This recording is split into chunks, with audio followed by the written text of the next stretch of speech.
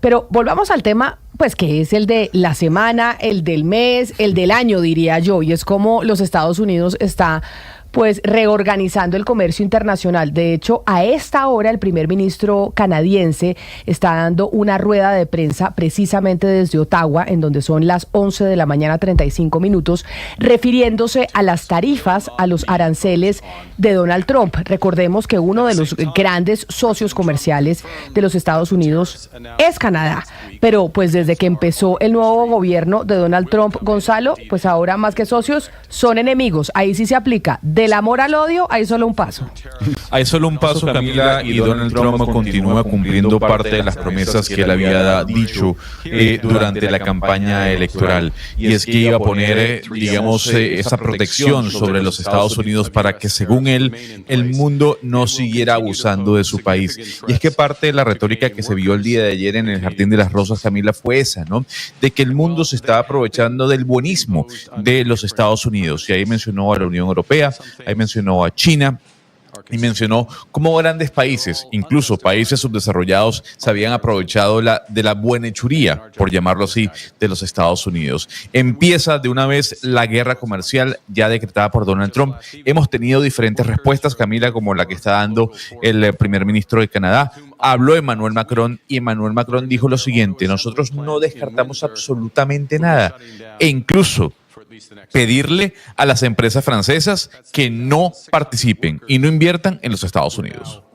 Pues mire, como nosotros aquí en Colombia nos tenemos que preguntar esto en qué nos afecta, es lo que hemos hecho durante toda la mañana. La agricultura es uno de los puntos en donde uno se pregunta, bueno, esto ya sabemos que es un golpe al mundo entero, pero a nosotros no nos fue tan mal como creíamos que nos iba a ir. Y en términos, por ejemplo, del café, que es lo que más hemos comentado, pues nos podría ir tal vez mejor, porque nuestros principales competidores que están en el sudeste asiático les pusieron unos aranceles mucho más altos. Pero, por ejemplo, ¿qué pasa con el aguacate Hass? ¿Qué pasa con otros productos que exportamos nosotros a los Estados Unidos? Y precisamente por eso, a esta hora nos acompaña Jorge Bedoya, que es el presidente de la SAC, que es la Sociedad de Agricultores de Colombia. Doctor Bedoya, bienvenido, gracias por estar con nosotros aquí en Blue Radio.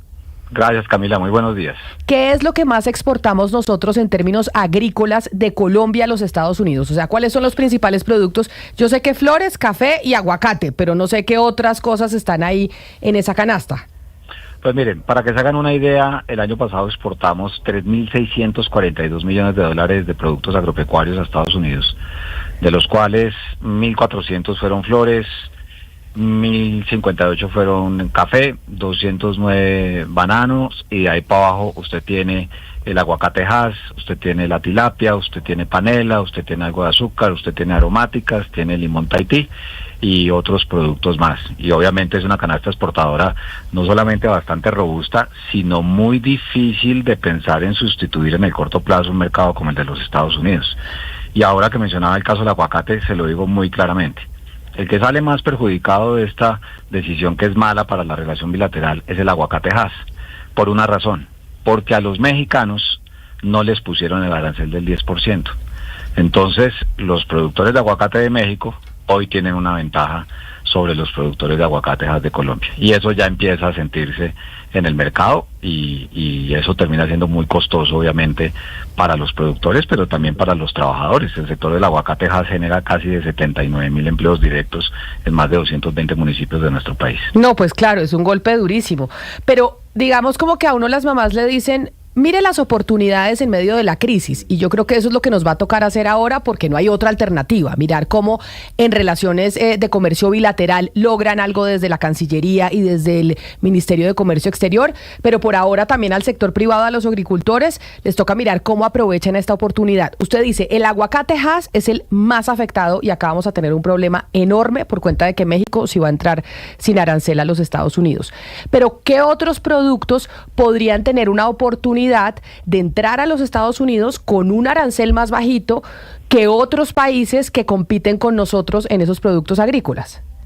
Pues usted puso el ejemplo del café. Le ponen un arancel del 46% a Vietnam Vietnam es el tercer o cuarto abastecedor de café en los Estados Unidos o proveedor, mientras que Brasil es el primero y Colombia es el segundo. Entonces uno diría, claro, ahí hay una oportunidad para los caficultores. Pero en otros productos nuevos, recuerden ustedes lo siguiente, es que no es solamente el tema del arancel, sino en el caso del sector agropecuario, es si usted tiene lo que se conoce como la admisibilidad sanitaria. Es decir, que haya una certificación por parte del gobierno de Estados Unidos que nuestros productos pueden entrar. Al aguacatejas, solo para recordarle a la audiencia, le tomó más de 15 años que lo admitieran en los Estados Unidos y ya teniendo, obviamente, relaciones comerciales. Ahora se había abierto una gran oportunidad para la avicultura, porque Estados Unidos tiene un problema de influenza aviar y todos hemos visto lo que pasó con el precio del huevo. Pero los procesos de admisibilidad en los Estados Unidos son demasiado lentos. Entonces, para los productos que ya están, pues obviamente el arancel es un golpe y habrá que ver qué pasa con los consumidores, caso flores, caso café, caso tilapia, caso cacao, caso panela y demás, y ver si esto termina siendo un tema de reducción de márgenes del importador o que también se lo van a clavar al productor y cómo logramos eficiencias hacia atrás, que eso no se hace de la noche a la mañana, ustedes lo entenderán. Y claro, uno diría, pues qué oportunidad buscar otros mercados internacionales o nuevos mercados, o el mismo mercado de Estados Unidos, donde hay otros competidores que tienen mayores aranceles, pero ahí ya depende de si es un producto que tiene acceso ya en ese mercado o que no lo tiene. Y la gran mayoría de los nuestros, de los que hoy exportamos, pues evidentemente no es un problema de acceso, sino ahora va a ser un problema es del arancel. Y en eso tal vez el café es el único que puede salir medianamente bien librado, porque los otros productos y la tabla está nivelada por el mismo rasero. Don Jorge, yo le pregunto, ¿usted cree que Estados Unidos tiene la capacidad de producir los alimentos y los productos a los que están poniendo aranceles, por ejemplo, a Colombia? Pues miren, en el caso del banano no. Entonces el banano es de esos que ya le empiezan a decir a uno, no, de pronto cuando ya saquen la lista, porque acuérdense que una cosa son los anuncios y la reglamentación general y después ya viene la lista de las líneas arancelarias, entonces ya andan con el cuento, pero pues habrá que ver si es cierto o no, que de pronto el banano lo terminan dejando sin arancel, porque obviamente Estados Unidos no va a tener la capacidad de producción de banano. En el caso de las flores, pues obviamente hay producción de flores en Estados Unidos, pero igual es insuficiente. Y obviamente también uno tiene que ver qué es lo que puede terminar pasando con el consumo. Un país que tiene una inflación anual inferior al 3% como Estados Unidos y que de un solo tacazo les pongan un arancel del 10% a los consumidores, habrá que ver esa lógica de mercado cómo se empieza a desarrollar. Y por eso también les pongo el caso del aguacate. Estados Unidos, obviamente su proveeduría máxima la trae de México, pero también está Colombia, está Chile, está Perú, y ahí es donde tenemos un problema, pero pues habrá que ver entonces también cómo se puede aprovechar para otros productos aquellos países que tienen más arancel y donde Colombia puede tener una ventaja. Al margen, doctor Bedoya, de la suerte de cada producto, que eso está bien, saber cuáles son nuestros competidores, qué arancel le pusieron a cada uno, pero quisiera su lectura del escenario de una manera más integral, es decir, cuando hay una crisis global, que es lo que se puede venir según muchos analistas, muchos bancos, ¿qué le sucede, por ejemplo, a los precios de los productos agrícolas?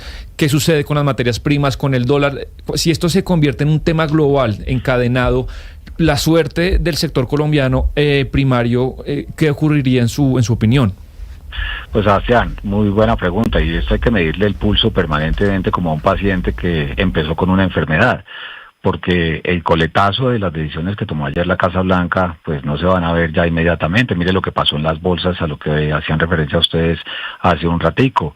La tasa de cambio pues hasta el momento no ha tenido mayores sobresaltos, pero además, como lo dijo el secretario de Comercio ayer, cuando anunciaron la medida, si a esto los países le responden con medidas de retaliación, es decir, subiendo aranceles, eso en el caso nuestro puede ser muy complicado, porque recuerden ustedes que lo hemos hablado en este mismo programa, que Colombia trae de Estados Unidos y de otros países, pero Estados Unidos es el principal proveedor de maíz amarillo y frijol y torta de soya, que es clave para los alimentos que se comen las gallinas, los pollos y los cerdos, y pesa 75% en el costo de producción esos insumos, y eso puede terminar complicando a la canasta familiar de los colombianos si al gobierno colombiano le diera por retaliar, que afortunadamente la canciller ya dio señales de que eso no estaba sobre la mesa. Entonces esto termina siendo una cosa de medirle el pulso permanentemente, porque puede tener unas derivaciones que hasta el momento pues obviamente son desconocidas. Doctor Bedoya, le pregunto desde Cali por otro producto, el azúcar, porque obviamente son muchas las familias que dependen del azúcar en el departamento del Valle. Los ingenios exportan a Estados Unidos al año más de 130.000 toneladas, lo que representa unos $100 millones. ¿Qué alternativa le queda a la industria del azúcar a encontrar otros mercados? Porque conquistar el mercado norteamericano le costó más de 50 años. Claro, y mire que eso no es fácil. Usted toma un punto que es de la mayor relevancia.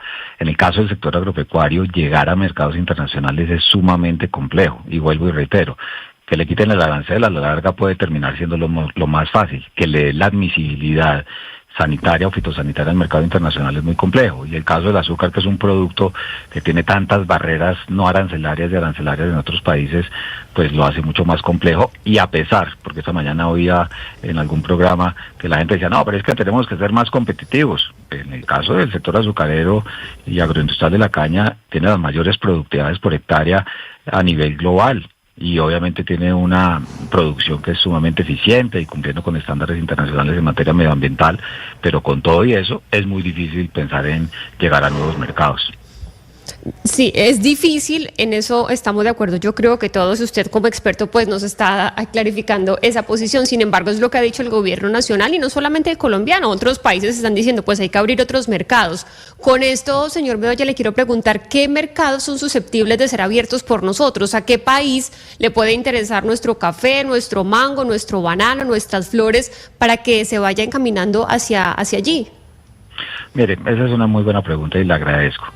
Precisamente cuando ocurrió lo del 26 de enero, ustedes recordarán que en su momento salió el gobierno a decir, vamos a diversificar exportaciones. Es que eso no se hace de la noche a la mañana, ni en 3 meses, ni en 4 meses, por 2 razones. Uno, porque primero, usted tiene que tener el mercado abierto en los acuerdos gobierno a gobierno. Es decir, o por la vía de un acuerdo comercial que no le tenga aranceles, o evaluar si los aranceles que le ponen a la entrada a su producto le da inclusive para llevarlo. Y 2, y perdón que lo reitere tanto, pero es que el sector agropecuario es distinto a todos los demás sectores, porque aquí viene el tema de plagas y enfermedades, es decir, la admisibilidad sanitaria. Y para lograr la admisibilidad sanitaria, ¿qué tiene que pasar? Primero, que el gobierno de Colombia convenza a otro gobierno a que vamos a empezar un proceso. Y segundo, que empiecen a mandar a los técnicos de las agencias de sanidad animal y vegetal de los países a los cuales queremos llegar, a que hagan visitas de certificación. Entonces, por eso hacía yo mención de cuántos años le tomó al aguacatejas entrar a los Estados Unidos. Tiempo similar le tomó al aguacatejas para poder lograr la admisibilidad en Japón. Y ni que hablar del caso de Corea del Sur. En su momento, con el presidente Duque, se hizo un tema de admisibilidad del banano a la China. Y claro, se exportaron unas cosas, pero después eso terminó siendo muy complicado. Entonces, yo quiero darles una visión realista, y aquí uno tiene que hacer el trabajo, ni más faltaba, pero la experiencia da cuenta que la admisibilidad, y perdónenme el término tan técnico, es lograr que le abran la puerta en mercados internacionales a los alimentos o productos del campo de cualquier país. Eso toma mucho tiempo. Y si no, pregúntense, porque es que no nos dejan entrar el arroz al Ecuador cuando aquí sobra arroz. Y eso que los tenemos de vecinos y tenemos supuestamente la integración de la Comunidad Andina de Naciones. Entonces, este tipo Pero de en medidas... esta experiencia, en esta coyuntura actual, yo entiendo que esa es la experiencia que hemos tenido histórica, pero no hemos tenido esta coyuntura en donde todos los países están siendo víctimas de estos aranceles y de una situación que pues pone patas arriba al comercio internacional. ¿No será que a propósito de lo que pregunta Jennifer, pues los países a nivel mundial están dispuestos a decir, bueno, ¿cómo hacemos para movernos rápido y que de verdad podamos tener entonces un comercio internacional pues con los Estados Unidos aparte y mirar cómo intercambiamos entre nosotros? Buenísima pregunta, Camila, y por eso es que nosotros tenemos un acuerdo comercial con la Unión Europea. Por eso es que se estuvo negociando un acuerdo comercial con Japón, pero los japoneses no querían darle el acceso verdadero a los productos agropecuarios de Colombia a su país. Entonces, esto no es solamente que entonces venga y nos sentamos, no sé, con Uganda o con cualquier país a decir, venga, hagamos el tema arancelario y después hagamos el tema, obviamente, de la sanidad animal y vegetal. Sin duda alguna hay que hacerlo, no estoy diciendo que no se haga. Lo que quiero es ofrecerle a usted y a su audiencia la claridad que en el caso de la comida, eso toma tiempo. Y les reitero 2 cifras, tanto para el aguacatejas en el caso de Estados Unidos como en el de Japón, el acceso tomó más de 10 años. Pero por el tema de la sanidad vegetal.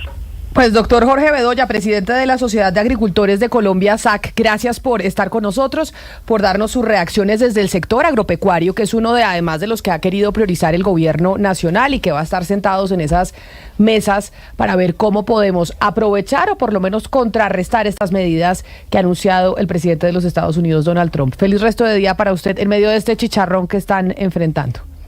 Igualmente para ustedes, gracias.